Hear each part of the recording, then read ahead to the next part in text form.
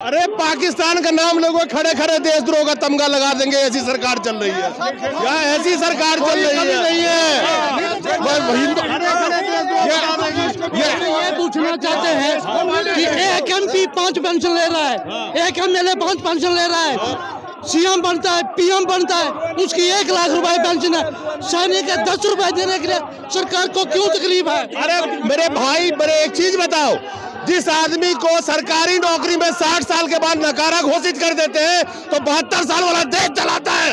ये क्यों नहीं समझते तुम? नहीं 72 चलाता है, हमारी हमारा देश क्यों देश चलाता है? एक मिनट, आपने कहा कि 5-5 किलो दिया, किसी ने बाप के घर से लाके दिया। 100 रुपए जनता पेट्रोल उसी कोरोना में खरीद रही थी, किसने दिया? उस पर रोड नहीं, किसने दिया? किसी ने घर से नहीं दिया, इसी जनता के जेब के पैसे से दिए थे। आप उनकी तो उदाहरण दे रहे हैं। क्या इस देश में नेताओं की भूख है क्या? उनको न्यू पेंशन स्कीम क्यों नहीं? वो उनको होनी चाहिए। हमारे भूतपूर्व सैनिक यहीं पे चिल्लाते हैं ना नए पेंशन के खिलाफ पे। पेंशन 5 बार देते थे। आपने कहा जो बच्चों को भेज रखा है, अब जो भेजने वाले हैं उन बच्चों का भविष्य क्या है अग्निवीर में? अग्निवीर के अंदर भविष्य बिल्कुल डावाडोल है। रिटायर्ड का पूर्व ये कहना है कि ये हो कैसे गया। अग्निवीरों के जवानों का भविष्य उनके लिए नहीं है, वो अडानी के लिए बना रहे हैं भविष्य। वो बच्चे अडानी को दिए जाएंगे गार्ड की नौकरी के लिए, अडानी का भविष्य है। देश का नारा आपको याद है ना, जय जवान जय किसान। किसानों के हाल आपने देखे थे, 750 से ज्यादा किसानों की जान चली गई थी। जो 3 बिल सरकार दे रही थी, वो कहते हैं हमें नहीं चाहिए, वो कहते हैं आप लीजिए। नहीं चाहिए के लिए 750 किसानों की जान चली गई। उसी देश में जय जवान जय किसान, आज जवान रोड पे बैठे हुए हैं, बेशक भूतपूर्व सैनिक है। तो क्या ये आपको लगता है कि हमारे देश के लिए गर्व की बात है? क्या विश्व गुरु बनने के हम अंतिम पड़ाव पे खड़े हो गए हैं ये हालात देखते हुए? मंत्री और नेता देशभक्त होने का सबसे ज्यादा टाल ठोकता है, तो आपसे बड़ा तो देशभक्त कोई रहा नहीं। अब वो देशभक्त आज रोड पे बैठे हुए हैं, किस तादाद में? दोस्तों नमस्कार, आपने इस देश का नारा तो सुना होगा, जय जवान जय किसान। किसानों की लड़ाई आपने देखी है। आज हमारे वो सैनिक, वो हमारे देश की सेवा करने वाले वीर सैनिक जो देश की सेवा करते रहे हैं, और आपको पता है कि ORP ओल्ड पेंशन की डिमांड बहुत जोरों पे इस वक्त चल रही है। और किसान आंदोलन की तरह ही यहाँ पे आपको आज हमारे पूर्व सैनिक बैठे दिखाई देंगे जंतर मंदिर पे। तो बिल्कुल ये यादें ताजा हो गई है उस किसान आंदोलन की, और उस नारे की जरूर आवाज जो गूंज रही थी वो होती है हमारे देश में कि जय जवान जय किसान। तो उसी का ये नज़ारा है। और 2024 का चुनाव जो आने वाला है उसके अंदर में ये ओल्ड पेंशन का जो एक डिमांड है, ये भी अपने आप में एक बहुत बड़ा मुद्दा है। और आपको दिखाइए चारों तरफ अगर आप देखेंगी, चारों तरफ आप देखेंगे तो वही किसान आंदोलन वाला नज़ारा आपको नजर आएगा। और ये सब वो लोग हैं जो हमारे देश को बनाते हैं। और आप इनकी उम्र देख लीजिए, और मैं इनसे बात करने की कोशिश करूंगा। तो ये देख रहे हैं, ये पूरे हमारे देश के जो पूर्व सैनिक हैं, ये लोग कहां से आए हैं? डिस्ट्रिक्ट हिसार। कहां से आए? डिस्ट्रिक्ट हिसार। अच्छा, क्या डिमांड है? डिमांड ये एक पेंशन ये बराबर होनी चाहिए। पेंशन की डिमांड, ओल्ड पेंशन की डिमांड। हाँ। कितने साल हो गए रिटायर हुए? 27 साल। 27 साल रिटायर हो गए, और 27 साल रिटायर होने के बाद आप इस रोड पे बैठे हैं। ये हमारे देश के अच्छे दिन है। आप कहां से आए? मैं हिसार से, एक साथ ही आए हम। हाँ ठीक है। कितने साल हो गए रिटायर हुए? 1 साल हो गए। 1 साल हो गए। और कितने दिन आर्मी में रहे? 39 साल। तो 39 साल देश की सेवा करने के बाद अब अपने जिंदगी जीने के लिए जंग लड़ रहे हैं, पहले देश के लिए। नहीं, वो जंग नहीं लड़ रहे हैं। जस्ट ये है कि एक छोटी सी ये छोटी सी चीज है। 40 साल आप देश की सेवा किया, छोटी चीज हो गई? नहीं। छोटी चीज तो यहाँ नहीं क्या जरूरत थी। छोटी नहीं है ये इतने जनता बैठी हुई, छोटी होती तो यहाँ क्यों आते? मेरे लिए वो है ये बात। तो हमने पूरी जिंदगी तो फौज में गंवा दी, अब बुढ़ापे में सारा मांग रहे, क्या नया मांग रहे हैं? कुछ नया मांग रहे हैं। तो ये कह रहे छोटी चीज है। छोटी कैसे, बहुत बड़ी चीज है। हम झुंझुनू से आए हैं, राजस्थान झुंझुनू से। कितने साल आपने सेवा की देश की? 28 साल की। रिटायरमेंट हुए कितने साल हो गए? 2004 में 18 साल हो गया। रिटायर हुए कितने साल हो गए? 18 साल हो गए। 18 साल रिटायर हो गए। और सवाल ये है कि 18 साल रिटायर होने के बाद अब देखिए, जिन्होंने जवानी अपनी देश की सेवा में लगा दी, अब इस उम्र में आके यहाँ बैठे हुए, कहाँ से आए आप? भोपाल मध्य प्रदेश से सर। कितने साल सर्विस में थे? 24 साल। 24 साल सर्विस में थे। हाँ, और रिटायरमेंट कब हुआ? 30 साल हो गए। 98 में। 98 में रिटायरमेंट हो गया। हाँ। और उसके बाद अब यहाँ क्यों बैठे हुए हैं? यहाँ बेटे की जो एमएसपी है और जो फिटमेंट फैक्टर है अफसर और एमएसपी कौन सा एमएसपी जरा क्लैरिफाई? एमएसपी समान वेतन और समान जो फिटमेंट फैक्टर है वो बराबर नहीं। एमएसपी अभी आपको पता है इस देश में किसानों का सबसे बड़ा आंदोलन होता है, उसमें भी एमएसपी था। हाँ। मैं दर्शकों को ये बताना चाहता हूँ कि आप किस एमएसपी की मांग कर रहे हैं? हमें एमएसपी के जो मिलिट्री सर्विस जो पे है, सर्विस पे हाँ। आप जो मिनिमम सपोर्ट प्राइस किसानों वाला हाँ। मिलिट्री सर्विस पे की बात हाँ। करें, समझना जरूरी है दर्शकों को। हाँ। हाँ जी बताइए। तो उसको समान होना चाहिए। जो जवानों को वेतन भाई जो जैसे कोई कैजुअलिटी हो जाता है अफसर और जेसीओ में अवार्ड्स में क्या अंतर है? किसी का हाथ कटता है तो उसको बराबर मिलना चाहिए। तो जो मंत्री और नेता देशभक्त होने का सबसे ज्यादा टाल ठोकता है, हाँ। तो आपसे बड़ा तो देशभक्त कोई रहा नहीं। और वो देशभक्त आज रोड पे बैठे हुए हैं किस तादाद में, तो क्या कहना चाहेंगे उनको? हम ये चाहते हैं कि उनका हक जो समान है अफसर और जेसीओ अवार्ड्स का समान हक मिलना चाहिए। जो फिटमेंट फैक्टर एक जैसा होना चाहिए, अलग अलग नहीं होना चाहिए। जैसे 2.57 वन रैंक वन पेंशन, एक रैंक का एक पेंशन होना चाहिए। और जो आरपी के तो वादा करके आए थे ये मौजूदा सरकार भी। हाँ। तो क्या हुआ? आधों को दिया नहीं, आधों को दे रहे, आधों को जैसे को दे ही नहीं रहे।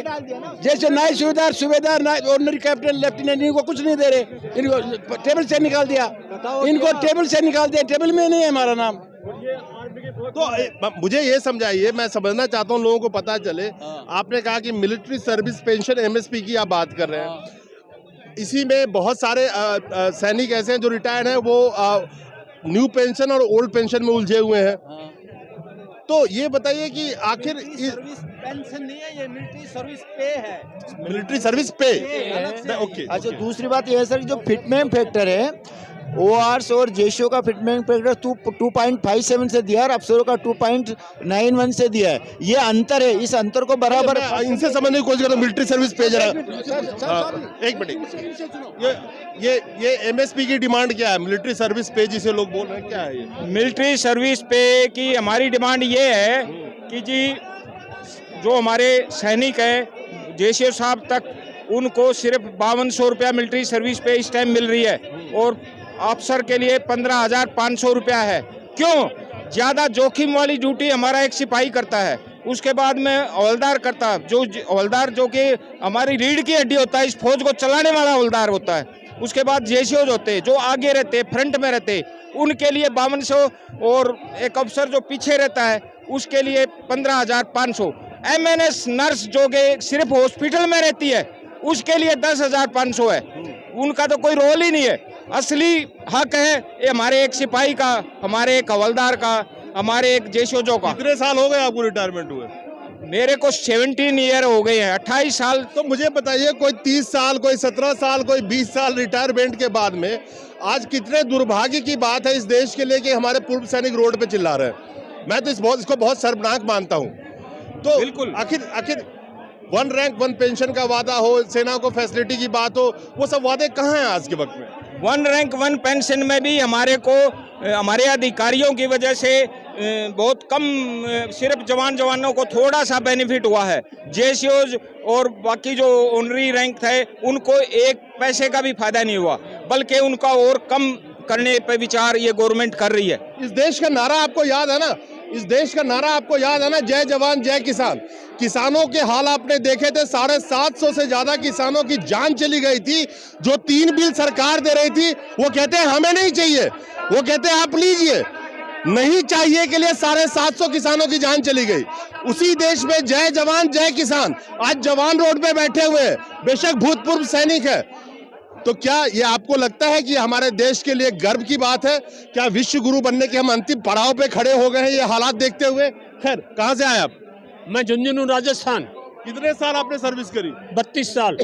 और रिटायरमेंट कितने साल हो गए? 27 साल। तो 27 साल गुजारने के बाद आज के वक्त में हाँ जब आप रोड पे खड़े हैं, हाँ। तो मुझे तो बहुत अच्छा महसूस नहीं हो रहा। हमें तो शर्म आती है ऐसी सिचुएशन पे। देखिए बात ऐसी है, स्थिति ऐसी है, पीछे कोरोना के अंदर लोगों को 5-5 किलो गेहूं बराबर किया और हम लोगों को नहीं किया। हमने कोई एतराज नहीं किया कि गरीबों को ऊपर उठाओ। गरीबों को ऊपर उठाओ, उस पर कोई एतराज नहीं था। लेकिन अब ये जो किया है, नहीं, एक मिनट, आपने कहा कि 5-5 किलो दिया, किसी ने बाप के घर से लाके दिया। 100 रुपए जनता पेट्रोल उसी कोरोना में खरीद रही थी, किसने दिया? उस पर रोड नहीं, किसने दिया? किसी ने घर से नहीं दिया, इसी जनता के जेब के पैसे से दिए थे। बिल्कुल। लेकिन क्या है कि अभी जो किया है, और जेसीओज का तो 2.57 और ऑफिसर का 2.81, और उसके बाद में अभी जो पिछले दिनों में एक डाटा निकाला है, उसके अंदर जवान का 3,000, 2,000, 2,500 और ऑफिसर का 30-30 हजार रुपया। अरे उन्हीं को भूख है क्या? और जब हमारा जवान -55 पर हमने नौकरी किया सियाचिन ग्लेशियर। आप उनकी तो उदाहरण दे रहे हैं, क्या इस देश में नेताओं की भूख है क्या? उनको न्यू पेंशन स्कीम क्यों नहीं? वो उनको होनी चाहिए। हमारे भूतपूर्व सैनिक यहीं पे चिल्लाते हैं ना नए पेंशन के खिलाफ पे। पेंशन 5 बार रहते हैं तो उनकी 5 पेंशन, और हमारी 40 साल के बाद में 1 पेंशन। ये समानता नहीं है। और ये ऐसा है कि आज हम लोग जितने रिटायर्ड आए हैं, ये हड़के नहीं आए हैं।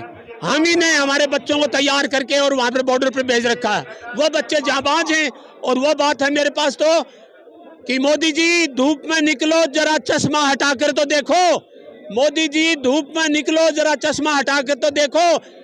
इन गौरव सेनानियों का, बुड्ढों का कैसा जोश है। यहाँ पर जंतर मंतर पर आके तो देखो।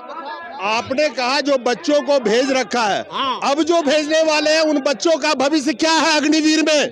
अग्निवीर के अंदर भविष्य बिल्कुल डावाडोल है। रिटायर्ड का पूरा हुआ ये कहना है कि ये हो कैसे गया, हमारे देश के अंदर ऐसा कैसे होगा, हमारा जवान लड़ने के लिए कैसे रहेगा? क्या 6 महीने में ट्रेन नहीं होगा जवान? 4 साल वाला जवान कभी काम नहीं करेगा वहाँ। अग्निवीरों के जवानों का भविष्य उनके लिए नहीं है, वो अडानी के लिए बना रहे हैं भविष्य। वो बच्चे अडानी को दिए जाएंगे गार्ड की नौकरी के लिए, अडानी का भविष्य है, कोई अग्निवीर का नहीं, देश का भविष्य नहीं है। अभी रशिया युद्ध हुआ यूक्रेन का, 4 साल वाले सैनिक यूक्रेन ने मार मार के भगा दिए, टैंक छोड़ के भागे थे। आने वाले कुछ समय के बाद भारत को यही देखना पड़ेगा, और इसके लिए सिर्फ यही सरकार जिम्मेदार होगी। ये वो लोग नहीं है कि जिस अडानी के 10 लाख करोड़ 10 दिन में चले गए, आपने कोई मातम देखा? नहीं देखा होगा, क्योंकि उसके जेब से क्या गया? पैसा तो इस जनता के जेब से लूटे हुए पैसे गए ना। लेकिन यहाँ पे ये फौजी, ये सैनिक जो 40-40 साल खून और पसीना बहा के और -10-10 डिग्री टेम्परेचर में नौकरी करी होगी ना, इनके अगर 1 रुपए गिर जाए ना तो उसको खोजने के लिए पसीना ये लगा देते हैं। तो इनके फ्री के पैसे नहीं है। हाँ, क्या करते हैं सब? प्रॉब्लम ये है कि अधिकारियों की और नेताओं की मिलीभगत है। अधिकारी फौज में 3%, अधिकारी 3%, और हम लोग 97%। हम लोगों का बेवकूफ़ बनाया गया, हमारे ऊपर कंधे के ऊपर बंदूक रख के और अपना भला किया है। एक ऑनरी कैप्टन की 3rd पे कमीशन तक 50 रुपये ज़्यादा तनख्वाह और ज़्यादा पेंशन हुआ करती थी एक मेजर से। आज मेजर की एक ऑनरी कैप्टन से 33,000 रुपये ज़्यादा है उसकी। उन्होंने ऐसा क्या किया है? अभी जो पाकिस्तान के फौजी अफसर हैं और हिंदुस्तान के फौजी अफसर में कोई कमी नहीं रह गई है। अरे पाकिस्तान का नाम लोगों खड़े खड़े देशद्रोह का तमगा लगा देंगे, ऐसी सरकार चल रही है। क्या ऐसी सरकार चल रही है? नहीं है। ये पूछना चाहते हैं कि एक MP 5 पेंशन ले रहा है, एक MLA 5 पेंशन ले रहा है, CM बनता है, PM बनता है, उसकी 1 लाख रुपए पेंशन है। सैनिक के 10 रुपए देने के लिए सरकार को क्यों तकलीफ है? अरे मेरे भाई, मेरे एक चीज बताओ, जिस आदमी को सरकारी नौकरी में 60 साल के बाद नकारा घोषित कर देते हैं तो 72 साल वाला देश चलाता है। ये क्यों नहीं समझते तुम? नहीं, 72 चलाता है, हमारी चलाता है, हमारा देश चलाता है। भारत सरकार ने भारत सरकार ने 23,800 करोड़ रुपए जो है ना सर, इसके ऊपर आरोपित पे अभी तक बजट बनाया है। इस चीज़ का इन्वेस्टिगेट किया जाए कि ऑफिसर को इसमें से कितना पैसा मिला और जेसीओ जो को कितना मिला। इसमें से 4 रैंक क्यों आउट किए सर? इसमें से मान लो कोई आज तक कभी हुआ कि किसी की पेंशन जो है ना माइनस में आ गया। ये मुझे आपसे एक बात कहनी है, मैं बहुत लोगों से ये सुन रहा हूँ। देखिए, मौजूदा वक्त में डिवाइड एंड रूल की पॉलिटिक्स चलती है। मेरा ये सोचना है कि आप अपने आप को कंपैरिजन अफसर से कुछ करने के बजाय आपको क्या चाहिए ये डिमांड कीजिए। ये डिवाइड एंड रूल भी यहाँ चलता है। सर आपको मैं ऑन कैमरा कह रहा हूँ, आप ही के बीच में डिवाइड किया जाएगा। आपको क्या चाहिए इसकी बात कीजिए, वो अधिकारी को। सर हमारी बात ये है सर, एमएसपी पे सर एग्जांपल के तौर पे सर देखो, सबसे मेन लड़ाई हमारी एमएसपी की है सर। अगर एक जेसीओ जवार की 5200 रुपये, उनकी 15,500, क्या हम पेट्रोल पंप पे जाते हैं उस टाइम हमारे को, क्या मेजर जनरल को या लेफ्टिनेंट जनरल को या जनरल साहब को या एमपी को उस टाइम पर क्या कभी देखा जाता है कि इस पेट्रोल पंप वाले को क्या ये जवान जो 20,000 रुपये कमा रहा है वो सेम रेट में जो है ना सर उसको जो है ना वही पेमेंट देता है। दूसरा एक चीज़ बताओ, 23,008 जो करोड़ अलॉट किया है उसमें से एक जेसीओ जवाहर को सिर्फ ऊँट के मुंह में जीरे के सामान देके और इनको बुलागा। हमारी मांग ये है सर, जो इससे पहले जो मेजर जनरल सतवीर साहब ने जो इसको ऑर्गेनाइज किया था, क्यों नहीं उसको रक्षा मंत्री में उसको बुला के और उस चीज़ से क्लियर किया जाए कि आपने क्यों हमारे साथ जेसीओ जवाहर के साथ इसके साथ क्यों इंसाफी किया सर। समझ रहे हो, साउथ ब्लॉक के अंदर हमारी मांग ये पहुंच जानी चाहिए सर। मैं आपकी आप लोगों के हर बात से सहमत हूँ। मुझे एक चीज बताइए कि ऐसा एक तबका का नाम बताइए जिसके लिए सरकार काम कर रही है, जिसको लग रहा है कि हमारे लिए काम हो रहा है। अधिकारियों के लिए कर रही है, अधिकारियों के लिए। एक तो जैसे सैनिक है, ये पूरा इनको कोई मतलब नहीं है। अब जैसे एक मोर्चे में सैनिक भी है, जेशोज भी, अफसर भी है, तीनों हैं। फायर हुआ सबसे बड़ा तबका व्यापारी के लिए कर रही है। मैंने आपसे क्या कहा, मैं डिटेल देखिए, इस देश की जनता सब कुछ समझ रही है। बेशक गोदी मीडिया के थ्रू कोशिश की जा रही है, गोदी मीडिया के थ्रू कोशिश की जा रही है सर, गोदी मीडिया में से सर अमीर के लिए काम हो रहा है सर, आज हमारा लेकिन मैंने कोई भी नहीं आया। अरे सर कैसे करूंगा? दो चीज बताऊंगा, इस सरकार मुझे मैं ये चीज कह रहा हूँ, मेरा तबके से मतलब है निम्न वर्ग परेशान है, मध्यम वर्ग परेशान है, इस देश का हर वर्ग परेशान है, सिवाय देश में दो ही लोग खुश हैं। कारपोरेट नहीं है, कारपोरेट नहीं है, वो सब खुश है क्योंकि कॉर्पोरेट में सारे कहाँ खुश है भाई साहब? दो ही तो ट्विन टावर है मोदी जी के। चार कोई है, चार खुश है, मोदी, अमित शाह, चारों गुजराती, मोदी, अमित शाह, अदानी, अंबानी, चारों खुश है, पांच में कोई नहीं। तो हमें तो इस बात से देखिए कि हमारे देश में भारत एकदम विश्व गुरु बनने के अंतिम कगार पे खड़ा है, जहां पे हमारे पूर्व सैनिक जो 40 साल से रिटायर हो चुके हैं, कोई 30 साल से, कोई 20 साल से, वो रोड पे खड़े हैं।